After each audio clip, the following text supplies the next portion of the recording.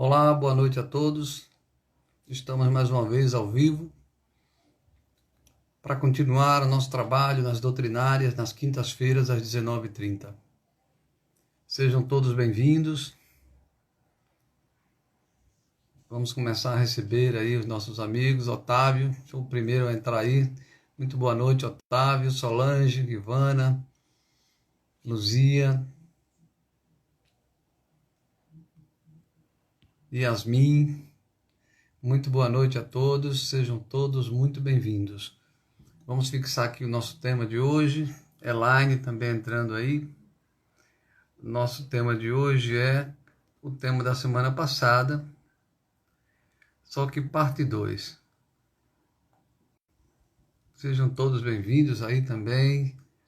Eliane, Ivânia entrando também aí. Sejam todos bem-vindos. Muito boa noite, Eliane chegando também aí. Então, nosso tema de hoje é Conhecendo a Doutrina Espírita, parte 2. Fátima também chegando aí. Cláudia. Sejam todos muito bem-vindos. Vamos nos preparar, ver se chega mais alguém aí. Já temos aí 10 pessoas na sala. E chegando mais aí, Zé Carlos também chegando, Dora. Muito boa noite aí, um abraço a todos. Especialmente aos amigos que frequentam o nosso Centro Espírita Pestalozzi. Nas presenciais, né? Se Deus quiser, a gente retorna o mais breve possível. Assim que a Federação Espírita Sergipana recomendar. E aí a gente, se Deus permitir, vamos continuar transmitindo as nossas doutrinárias e os nossos evangelhos, mesmo quando a gente começar a trabalhar presencialmente. Vamos fazer a nossa prece inicial, lembrando a todos aqueles que, se quiserem, não é obrigatório, colocar seu copinho d'água individual na mesa, para que na prece final, na hora que a gente estiver tomando o passe, a gente seja contemplado pela água fluidificada. Edilene também chegando aí, Vitor.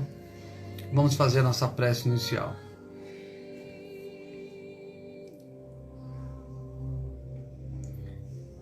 Pai amantíssimo de infinita misericórdia, mais uma vez aqui estamos em seu nome, para continuar o nosso trabalho de educação espiritual, como sempre pedindo a sua intercessão, pedindo a sua proteção, pedindo que nos ajude, que nos inspire, para que compreendamos cada vez mais profundamente o significado dessa doutrina de luz, que vem nos esclarecer as suas leis, que vem reforçar o entendimento do Evangelho, da boa nova deixada pelo nosso Divino Mestre e amigo Jesus. Pedir também, querido Pai amado, pelas nossas famílias, pelos nossos lares. Pedir por nós mesmos, para que tenhamos força, esperança, lucidez, discernimento, vigilância, na convivência com os desafios de cada dia, nas dificuldades, nos obstáculos, sejam elas ou sejam eles de ordem física, espiritual, social, profissional. Ajuda-nos a perceber sempre a ajuda da espiritualidade, que sempre está a dispor de todos nós. Cabendo a nós outros apenas educar as nossas faculdades, para sentir a sua presença invariavelmente em torno de todos nós. Pedir pelos nossos irmãos sofredores, por aqueles que estão enfermos, por aqueles que acabam de desencarnar, por aqueles que deixaram essa vida voluntariamente, tiraram a própria vida, para que eles sejam atendidos, socorridos pelas luzes da nossa Mãe Maria Santíssima. Mais uma vez, obrigado, Jesus amigo. Mais uma vez, obrigado, Deus nosso Pai. E abençoa-nos hoje e sempre. Elisângela chegando aí também, Daniela, Isa, Maristé. Ótimo, vamos começar então.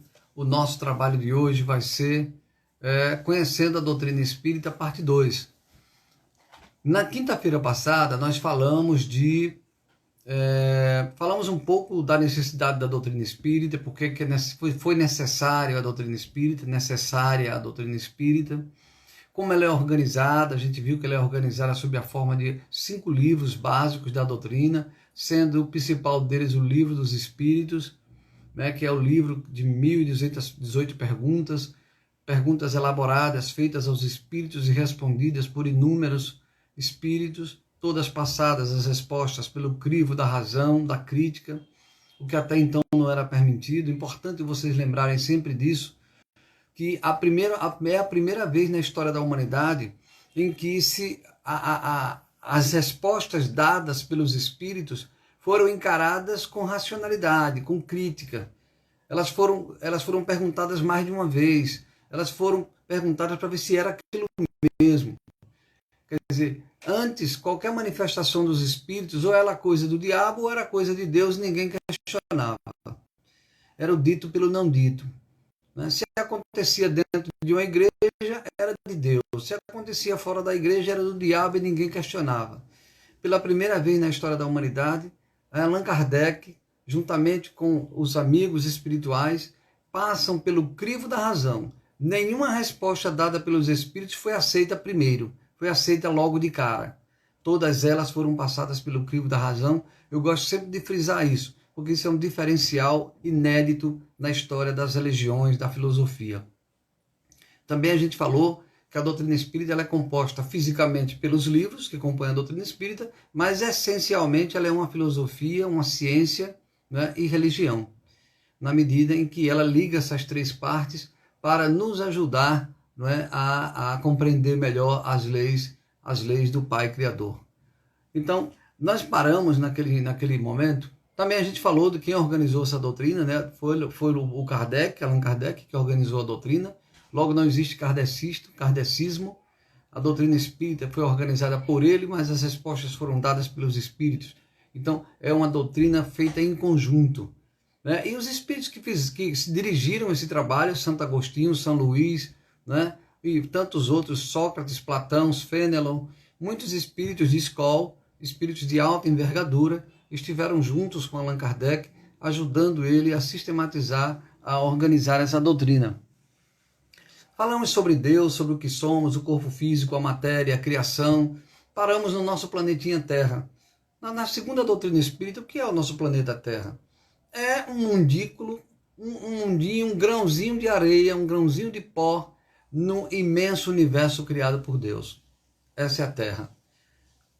Mas e a doutrina espírita diz algo mais sobre a Terra? Diz sim. Diz que a Terra é um planeta de provas e expiações. Diz que a Terra ela está fadada a evoluir, porque os mundos também evoluem. Os mundos crescem na escala evolutiva. O próximo degrau da Terra é tornar-se um mundo de provas, aliás, um mundo de regeneração.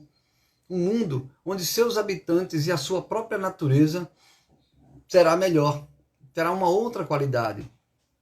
O nosso planeta está todos os dias se organizando para isso.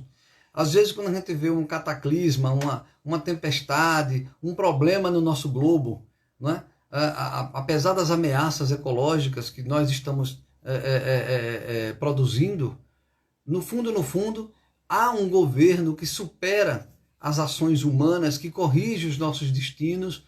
Obviamente que a gente também colhe as consequências da nossa presunção, da nossa ousadia, da nossa irresponsabilidade em relação à natureza. Mas o nosso planeta está se arrumando, apesar de tudo isso, para ter uma natureza muito mais bela, para ser uma natureza muito mais bela, uma natureza muito mais rica, muito mais sensível, não é? Onde a gente, os espíritos que continuem habitando aqui na Terra, já num patamar de mundo de regeneração, tenhamos uma outra qualidade de vida. Por melhor que seja a do mundo atual, ela está distante de ser aquela que nós vamos ter, talvez daqui a uns 50 anos, um século, mas que está bem próximo, considerando que nós já temos milhares de anos nessa condição de mundo de provas e expiações. O nosso planeta Terra, geograficamente falando, fisicamente falando, é um nada. É um nadinha no universo. Mas do ponto de vista do seu papel, ele assume uma importância grandiosa. Porque a importância de tudo que Deus criou não está no tamanho físico, está na destinação. Aqui é uma casa que Deus criou, destinada a receber bilhões e bilhões de seus filhos, encarnados e desencarnados. Daí, não importa que ela seja esse grãozinho de areia, ela é importante para Deus, porque aqui estão em aprendizado, aqui estão em processo educativo, bilhões e bilhões de nossos irmãos, filhos do mesmo Criador. Então, a partir daí a gente começa a ter um respeito e uma admiração ainda mais pelo que significa o nosso planeta. E a gente vai se engajando cada vez mais nos movimentos ecológicos, procurando cada vez mais ter mais respeito às pequenas atitudes, mais respeitos pela nossa terra, produzindo menos lixo, utilizando combustível cada vez menos fósseis, dando a nossa contribuição da forma que for possível. Um outro ponto que a doutrina espírita fala, o outro, o que é que significa o outro, a outra pessoa? Tem um trecho no Evangelho que perguntam a Jesus, qual é o maior mandamento?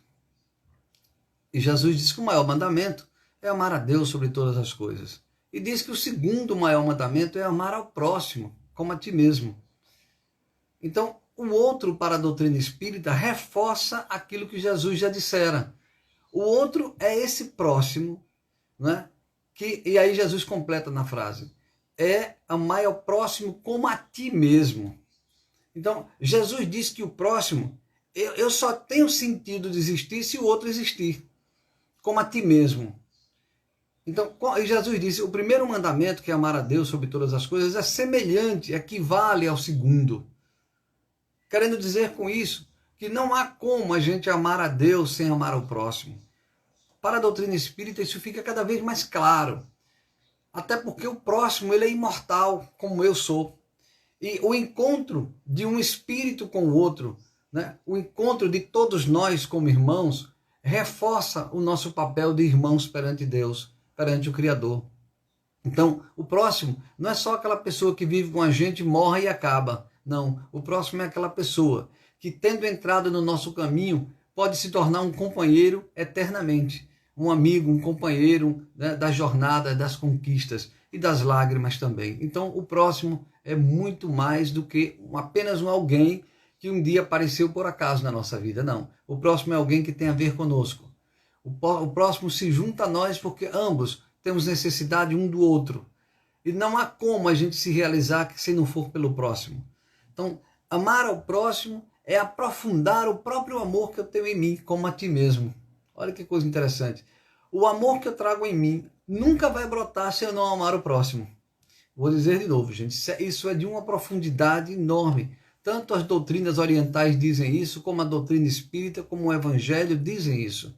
Olha, o amor verdadeiro que existe em nós, existe um amor divino em nós, que está em estado latente, plantado, em estado de semente.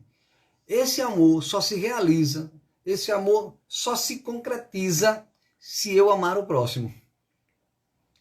Então, as pessoas que têm o verdadeiro amor dentro de si são aquelas pessoas que sacrificaram o seu próprio ego, a sua própria individualidade, se anularam para amar o outro. Nesse caminho, elas encontraram o grande amor que existe dentro delas. Então, isso é o que acontece com os santos. Então, Francisco de Assis, Chico Xavier, Madre Teresa de Calcutá e todos os outros, eles são espíritos que chegaram numa condição evolutiva em que eles abandonaram-se a si próprio para amar o outro. E desse jeito encontraram o amor de Deus em si. Realizaram esse amor de Deus. Por isso que os santos são felizes. Eles não são felizes porque tem carro, porque tem casa, porque tem ouro, porque a saúde está boa, porque o corpo é bonito. Nada disso. Eles são felizes porque realizaram a centelha do amor divino que está dentro de nós. E não há como fazer isto sem ser com o próximo, ou pelo próximo. Então, o outro para nós é algo muito maior do que aquilo que a gente achava que era quando a gente não conhecia o Evangelho e a doutrina espírita. Um outro ponto que a doutrina espírita também traz para a gente, de grande importância, é o conceito de família. Então, dito isso do significado do outro, o primeiro degrau, ou o degrau mais importante nesse estágio evolutivo que nós nos encontramos, para realizar o amor ao próximo, é a família. Entendamos que nos mundos superiores não há família pelos vínculos sanguíneos, biológicos. Vou dizer de novo. Nos mundos felizes, muito mais avançados do que a Terra, as famílias não se constituem pelos vínculos biológicos. De outra forma, quero dizer que não há gravidez. O espírito não renasce através da gravidez, da relação biológica, não. Essa necessidade da relação biológica, né, que ela instintivamente vai nos educando a ter uma relação profunda com o outro, é no mundo de provas e expiações, mundo primitivo, mundo de provas e expiações, e até no mundo de regeneração provavelmente vai ser esse meio. Mas a família é o primeiro grande mecanismo que é universal, que nos ensina a amar o próximo. Engraçado que eu li hoje, eu acho que foi aqui no Instagram, eu li uma frase que eu achei muito interessante, acho que foi de Madre Teresa de Calcutá, que ela diz o seguinte: se você quer fazer algo de bom para o mundo, olha que coisa interessante que ela disse. Se você quer fazer algo de bom para o mundo, contribuir para a paz do mundo, para o mundo ser melhor, volte para casa e ame a sua família. Que coisa maravilhosa. Sabe, às vezes a gente fica querendo ser um mártir. A gente quer ser alguém que vai salvar a humanidade, alguém que vai fazer a caridade para salvar as pessoas, para ser uma pessoa de evidência, para ser o bonzinho. Não, gente. Se nós amarmos aqueles que estiverem perto de nós, já estaremos fazendo uma coisa muito grande. E olhe que não é fácil. Às vezes, quando a gente quer amar os que estão lá fora, né, é porque a gente está fugindo dos que estão próximos da gente.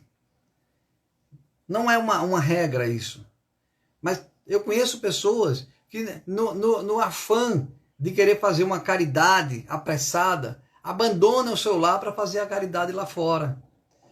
Aí a Madre Teresa de Calcutá diz o seguinte: você quer mudar o mundo? Volte para sua casa e ame sua família. Certamente ela disse isso a alguém que queria, não é, se dedicar já de corpo e alma à humanidade e não se dedicava à sua família. Olha que coisa, né? Isso é coisa da nossa imaturidade espiritual. Então, o primeiro passo, e não é fácil, é amar os que convivem conosco. Não é fácil amar os filhos, quando os filhos se tornam adultos, com a sua personalidade, quando eles vão para a adolescência, quando eles nos desafiam, quando eles não seguem os nossos conselhos, quando eles não fazem aquilo que a gente gostaria. Não é fácil. Mas é exatamente por não ser fácil que se torna uma conquista do pai e da mãe. Amar aos filhos, mesmo que eles não sejam ou não façam tudo que a gente gostaria. Isso não impede que a gente continue fazendo, amando pacientemente, orientando, sempre entendendo que os nossos filhos são filhos de Deus. Estão conosco apenas por uma confiança temporária que Deus deposita em nossas mãos. Então, queremos amar ao próximo, o primeiro passo é amar a família, como diz a nossa querida Madre Teresa de Calcutá. Um outro conceito que a doutrina espírita, aliás, voltando para a questão da família, entendendo a família, né, como um conjunto de espíritos afins, olha que coisa interessante, a família são espíritos que convergem para nascerem naquela encarnação juntos uns aos outros. E convergem por diversos motivos. Quase sempre as famílias são espíritos simpáticos, espíritos que têm afinidades, às vezes até afinidades ruins, afinidades negativas. Não é? Então, eles se reúnem porque se atraem, e também pelas afinidades boas, pelas virtudes. Os espíritos se atraem e reencarnam fazendo parte de uma família. Então, nós que temos as nossas famílias, nessa encarnação, pode ser que nessa encarnação eu não tenha uma família. e não ter uma família quer dizer muito para mim. É uma grande lição que eu tenho a aprender. Será que eu não tenho família nessa encarnação? Não é para que eu aprenda melhor o que significa família? Será? Eu não estou afirmando. Será que em uma outra encarnação eu não fiz pouco caso da família? Será que eu não negligenciei o papel de pai, ou de mãe, ou de irmão, ou de filho? E nessa encarnação eu nasci com uma certa dificuldade de organizar uma família dita normal, entre aspas. As nossas vidas anteriores, elas de certa forma influenciam no nosso planejamento familiar dessa encarnação atual e das próximas. Então a família, do ponto de vista do espiritismo, é um conjunto de espíritos afins que têm responsabilidades recíprocas. Então eu, como filho, tenho uma grande responsabilidade com meu pai, com a minha mãe. Ainda que meu pai não seja o pai que eu gostaria, mas é o pai que eu necessito. Vou repetir essa frase que serve para todos os laços da família. A mãe que eu tenho é a mãe que eu necessito. O pai é o pai que eu necessito. O filho é o filho que eu necessito. A esposa é a esposa que eu necessito. O esposo é o esposo. Todos os nossos laços familiares não são os laços que a gente sonha do conto de fadas. Não. São os laços que a gente necessita para este planejamento desta encarnação. Outro conceito da doutrina espírita, né? O que é que preconiza a doutrina espírita? A gente está relacionando aqui alguns itens. O próximo item é o conceito de salvação e condenação. O que é que a doutrina espírita fala sobre salvação? A gente aprendeu durante séculos, durante talvez milhares de anos, de que nós tínhamos que nos salvar. É um dos conceitos mais presentes na cultura religiosa, na tradição religiosa, o conceito de salvação. E a gente sempre achou que a salvação ela era um privilégio. A gente sempre achou que a salvação ela tinha que ser para poucos. Tinha que ser para alguém que se aproximasse do rei.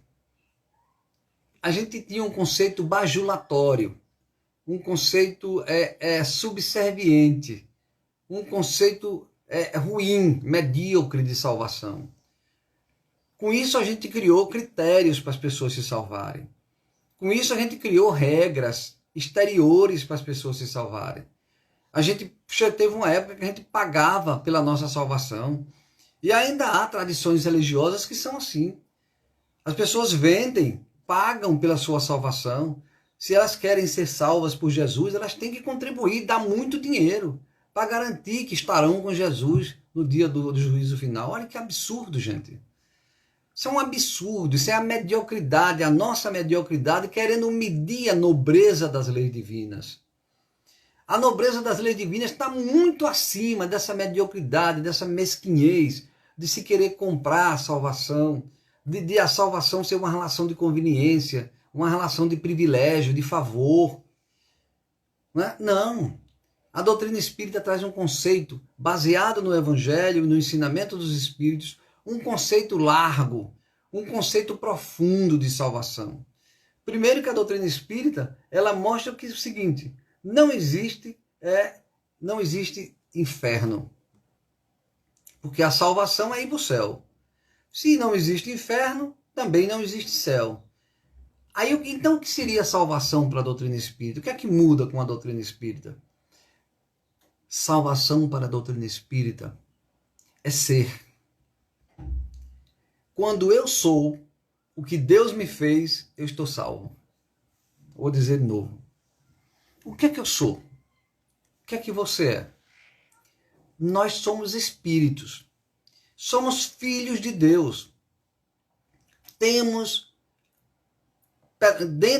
dentro de nós há Deus. Jesus diz, vós sois deuses, né? Brilhe a vossa luz. Quando eu descubro quem eu sou, quando eu brilho a minha luz, quando eu amo ao próximo, quando eu me esqueço de mim mesmo para revelar o meu amor com Deus e com o próximo, eu me salvei. Então a salvação é um trabalho de todo dia. Paciência com as pessoas, eu estou me salvando. Paciência com os meus filhos, eu estou me salvando. Paciência com a moça que trabalha na minha casa, eu estou me salvando. Paciência com um colega de trabalho, eu estou me salvando.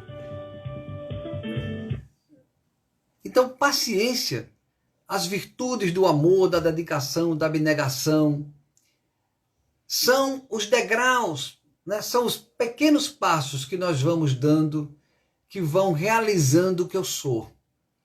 Quando eu me realizo como filho de Deus, eu estou salvo. Isso é uma coisa maravilhosa. Isso é uma coisa que os santos, né, aí a gente diz, não entendo como é que uma pessoa sofre tanto pelos outros. Isso é uma injustiça. Eu não vou deixar fazerem isso com ele. E o santo lá tranquilo, sereno, podendo se entregar a própria vida em benefício dos outros. A própria vida pela paz. A própria vida pela vida do outro. E eles se entregam sorrindo. E às vezes chorando, mas com lágrimas de bênção. Com lágrimas de alegria, de doação. Porque eles já realizam em si o que Deus colocou. Eles estão salvos. E nós, para nos salvarmos, temos o Evangelho. Não é? Quando Jesus diz, brilha a vossa luz, vós sois deuses, ama o próximo, perdoa o teu inimigo, carrega a tua cruz. Então, o conceito de salvação é muito mais belo, muito mais profundo do que aquele conceito mesquinho, de conveniência, de privilégio, de salvação como um títulozinho que eu compro, como se compra na nossa sociedade medíocre. Então, o conceito de condenação também não existe. Condenação de me mandar para o inferno? Não, não existe isso. Quando é que eu me condeno? Quando eu insisto naquilo que eu não sou. Eu não sou o mal, mas insisto no mal. Me condenei. Olha que coisa interessante. Toda vez que eu insisto em ser aquilo que eu não sou, eu teimo em ser aquilo que eu não sou, eu estou me condenando. Eu estou me condenando. Porque Deus não me fez mal. O mal é uma busca. O mal é uma escolha do livre-arbítrio. Quando eu teimo em ser preconceituoso, egoísta, agressivo, violento, né? Mesquinho, ciumento, viciado, eu estou me afastando do que eu sou. Eu não sou isso. Eu não sou o mal. Quando eu me afasto do mal, quando eu me afasto do bem que está em mim, escolho outro caminho, eu estou me condenando. E vou viver o inferno das minhas escolhas. Mas o inferno não é um lugar que alguém vai me mandar para lá, que Deus vai lhe condenar. Era assim que a gente dizia nas tradições religiosas. O líder religioso dizia, eu lhes comungo, você vai para o fogo eterno do inferno. Olha que coisa ridícula. Mas isso pesou demais nas nossas tradições. Isso pesou demais no psiquismo da humanidade. A humanidade ainda existe milhões, bilhões de espíritos que carregam consigo o trauma da condenação. Quando Jesus veio falar de amor, de perdão, de brilhe a vossa luz. Então não tem condenação, não tem salvação daquele jeito. Entendamos agora o que é salvação. Salvação é ser o que eu sou o bem. É realizar o que há de bom, de divino em mim. E condenação é quando eu me afasto do que eu sou. Eu insisto em ser o que eu não sou, ser o mal. Aí eu me condeno. Conceito da doutrina espírita, conceito do Evangelho. E Jesus? O que é que a doutrina espírita diz sobre Jesus? Jesus, nas tradições religiosas, ele era tido como o próprio Deus. Jesus é Deus, dizem as tradições religiosas imaturas. O que é que a doutrina espírita diz? E o próprio Jesus diz, eu sou filho de Deus e não o próprio Deus. Então Jesus, para a doutrina espírita, quando nós dissemos lá no início que Deus criou a matéria e o espírito, Deus não criou nenhum espírito pior nem melhor do que o outro. Senão ele não era Deus. Então Jesus também é um espírito, criado como nós somos criados. Ocorre que ele é um espírito que já tem bilhões de anos de evolução na nossa frente. Ele já alcançou o patamar de Cristo, o crístico, né? o Salvador. A palavra Cristo significa Redentor, Salvador. É um espírito que já vem de outros mundos, de outras galáxias. Ele passou pelo que nós estamos passando aqui agora há bilhões de anos atrás. Por isso que ele é esse ser especial que nós respeitamos. Por isso que ele é esse modelo. Ele é um filho a quem Deus delegou uma responsabilidade divina. É um irmão nosso que já tem uma patente, já atingiu um grau de responsabilidade tão grande no universo que Deus entregou a ele um planeta com bilhões de espíritos para ele guiar esses espíritos para o próprio Criador. Eu sou o caminho, a verdade e a vida. O caminho para onde? Para ser o que eu sou. Então Jesus é o irmão mais velho, é a luz, é o caminho. Jesus, ele é o preposto de Deus, é o ministro de Deus, é o enviado, é o Salvador, mas não é Deus, é o nosso irmão. E mais, Jesus não se fez assim porque Deus quis, não. Jesus atingiu essa condição porque ele trabalhou, porque ele suou, porque ele se dedicou, ele ralou, ele sofreu, ele chorou. Ele passou por tudo e conquistou com muito suor, pelo mérito dele. Não como as outras religiões dizem que Deus fez um filho unigênito, perfeito, que era quase o próprio Deus para salvar a humanidade. Não tem nada demais nesse conceito. Não vamos dizer assim que esse conceito é um conceito negativo. Não, é um conceito errado. Não é assim. Deus não deu privilégio, não criou ninguém especial. Alguém ser especial é ser filho de Deus. Há alguém, alguma coisa no mundo que não é criada por Deus. Então tudo é especial. Os animais, a natureza, os planetas, os sóis, as pessoas. O espírito mais desgraçado que possa existir, mais vil, o espírito mais inferior é filho de Deus. Sem privilégio. Lembra daquela cena de Jesus na cruz com os dois ladrões do lado? Quando Jesus, o ladrão de um lado, um ladrão sarcástico, tirando onda com Jesus, né? E do outro lado, o ladrão mais humilde, mais consciente, dizendo: Jesus, me perdoe. Eu sei que eu sou um desgraçado, mas se o Senhor puder, me salve. Aí Jesus, você está comigo salvo a partir de hoje, no reino dos céus. Algumas pessoas pensam que Jesus levou o ladrão para o céu. Não. Jesus aproveitou aquele momento de abertura, que o ladrão percebeu que queria ser o que ele é, deixar de ser o que ele não é. Quando Jesus percebeu que o ladrão queria isso, Jesus disse: a partir de hoje, você vai estar nesse caminho e eu vou lhe ajudar a ser o que você é. Dizem as tradições espirituais que esse ladrão reencarnou não sei quantas vezes, tutelado por Jesus, para que através de muito sacrifício, muita luta, muita dor, resgatasse todo o mal que ele fez, mas sob a influência direta do Mestre Jesus. Mas Jesus não deu a salvação a ele de graça. Agora você vai para o céu e vai ser um bonitinho. Seria irresponsabilidade. Não é assim que um espírito superior faz. Na verdade, Jesus diz: agora venha, eu vou lhe dar o caminho que vai levar você ao céu, e eu vou tutelar a sua caminhada. E assim o fez. E aquele ladrão reencarnou não sei quantas vezes para aprender sob a tutela de Jesus a seguir o caminho direto para Deus. Então, já entendemos aí o que é Jesus do ponto de vista da doutrina espírita. E vamos agora falar de quê? Dos anjos. Bom, se eu disse que Deus não cria nenhum privilégio, se ele não cria espíritos diferentes um do outro, também ele não criou anjo nenhum. Aí nas tradições espirituais a gente tem um anjo. Deus mandou o anjo. E a gente diz que, na nossa tradição cultural, né, religiosa, o anjo é alguém especial, que Deus já fez anjo. Não é? Deus já fez anjo, assim como os santos.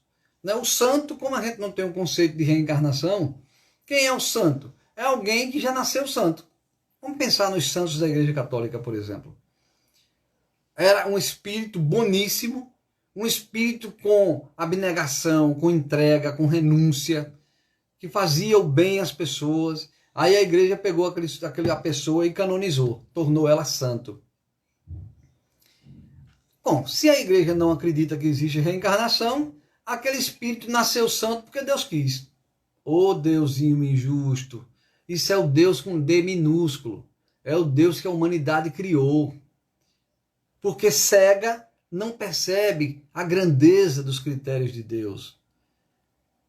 Deus não criou santo nenhum, nem criou anjo.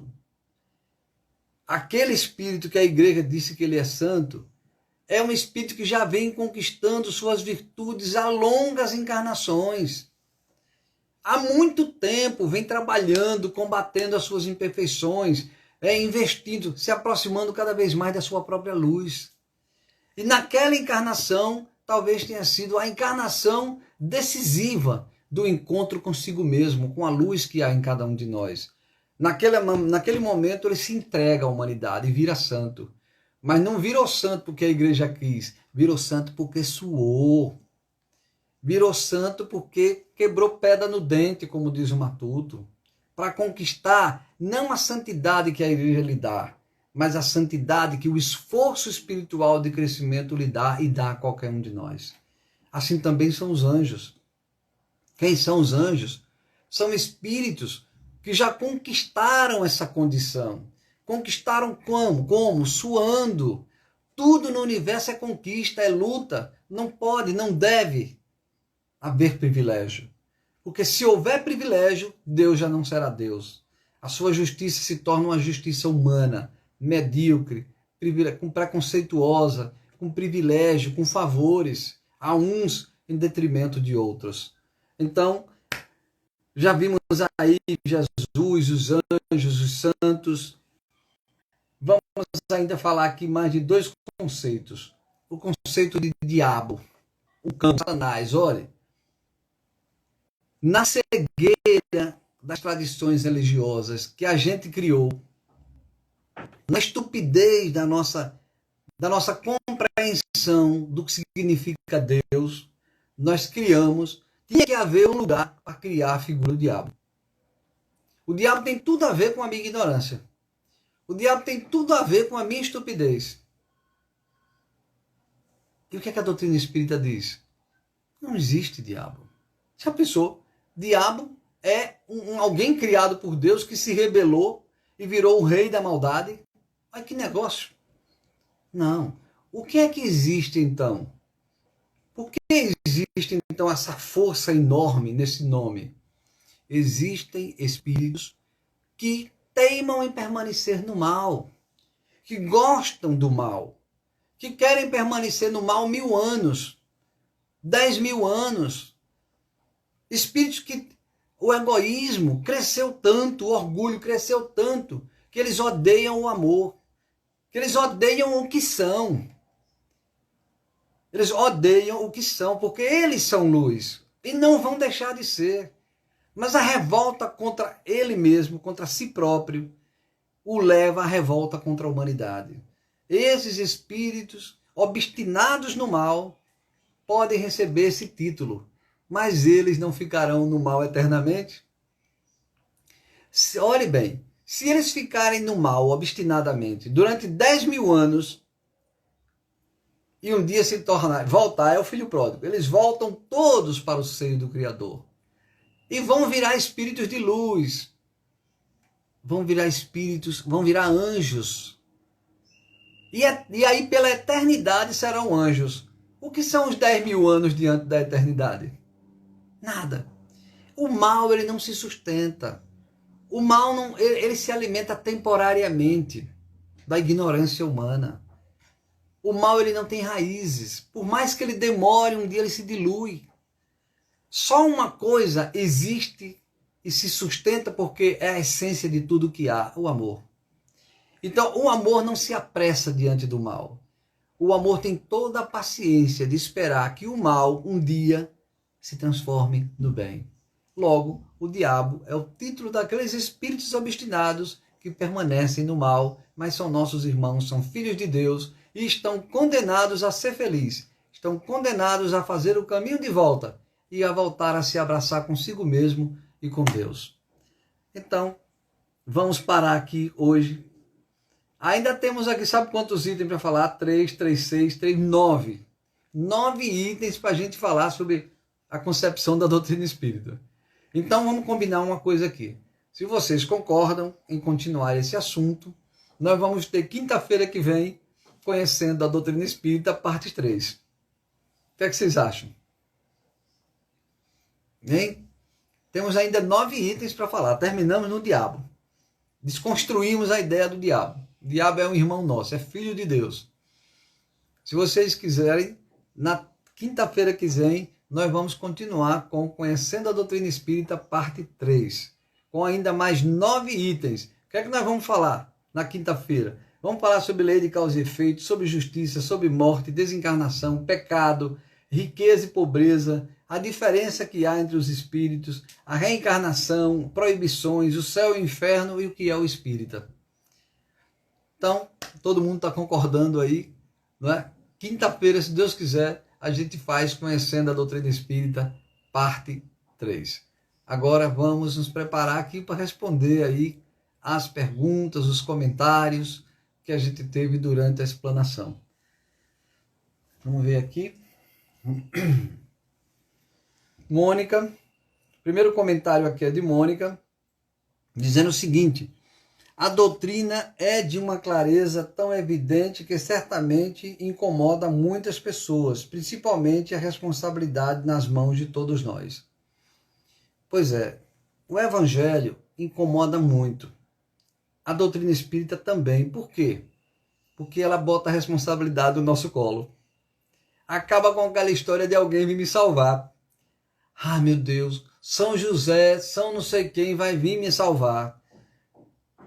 Deus me proteja e eu continuo pecando, mas eu quero que Deus me proteja. Não, o Evangelho acaba com tudo isso. A doutrina espírita diz que agora a responsabilidade é minha. Sou eu que tenho que protagonizar o meu sucesso espiritual. Sou eu que tenho que quebrar pedra no dente. E essa responsabilidade incomoda. Tem pessoas que preferem ficar sonhando com o céu conquistado a troco da conveniência. Vamos mais aqui ver.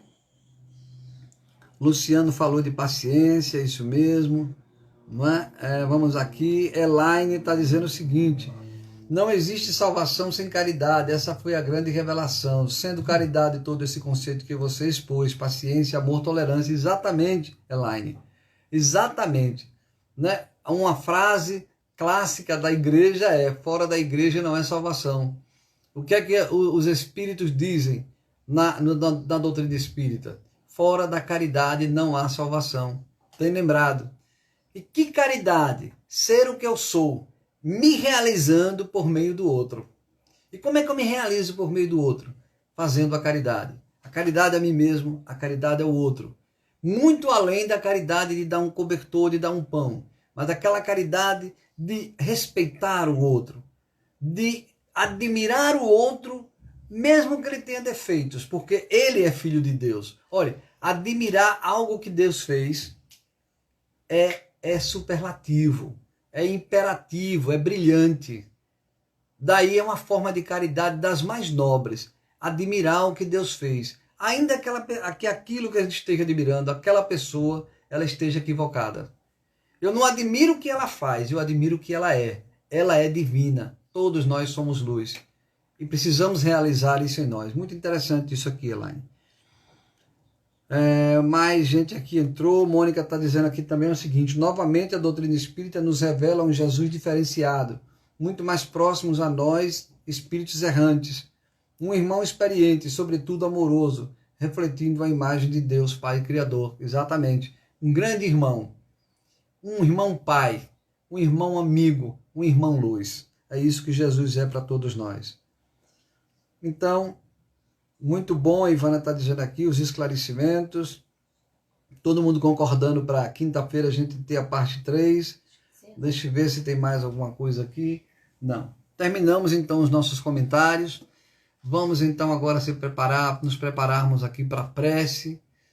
Lembrando que durante a nossa prece final estejamos o mais abertos e concentrados possível. para recebermos o passe. Os amigos espirituais se posicionam diante de cada um de nós para aplicar o passe, para nos ajudar a vencer as nossas dificuldades, para nos ajudar a ser quem nós somos, a sermos luz. Vamos à nossa prece.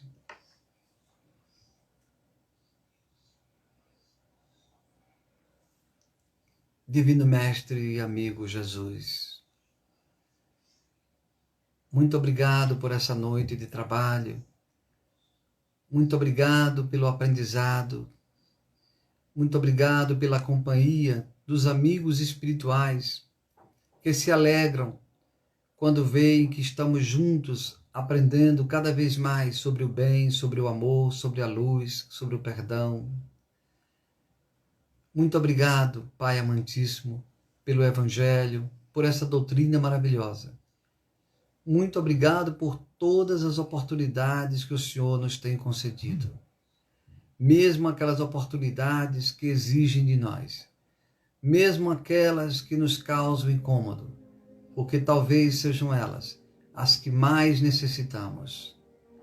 Abençoa, Jesus, abençoa, Pai amado, aos nossos lares, aos nossos corações, às nossas mentes, às nossas companhias espirituais, aos nossos familiares encarnados e desencarnados, especialmente aqueles que estão pedindo socorro, aqueles que estão cansados de levar o seu próprio fardo, aqueles que estão gritando porque perderam o endereço da fé. Abençoa os enfermos da alma e do corpo. Abençoa os nossos irmãos que deixaram a vida por vontade própria, levando até eles o bálsamo da consolação, da esperança, da coragem, para que consigam se reerguer e reconstruir a vida. Muito obrigado mais uma vez, Pai amantíssimo, e dá-nos a tua bênção e a sua proteção hoje e sempre.